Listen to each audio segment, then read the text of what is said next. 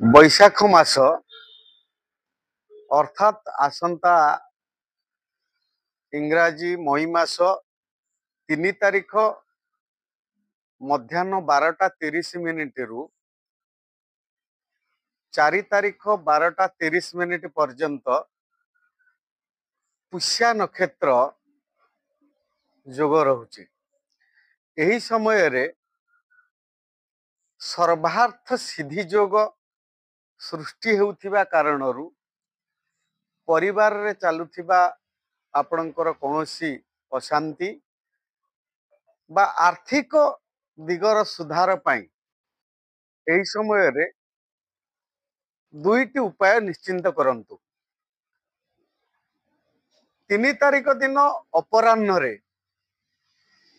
बा संध्या समय रे किछि अरुआ चाउल एवं हलदी बजारु किणी आनी घरे रखंतु। 4 तारिख दिन प्रातः कालरू सकाळू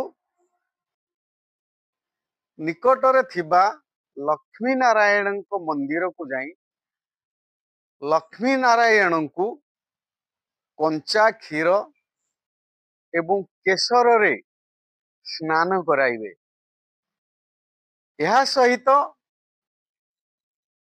हलदिया रंगर सूता को लक्ष्मी नारायण को पाखरे समर्पित करी ताहाको आनी आपणको घर पाखरे बा निकटरे थिबा कौनसी अस्वस्थ गछरे निजर मनस्कामना रखी ताकू बांधी देवे एवं अरुआ चाउल हलदी को मिसाई प्रसाद रूपे लक्ष्मी नारायण को पाखरे समर्पित करी ताकू से मंदिर निकटरे किछि व्यक्ति को प्रदान करी देवे बांटी देवे।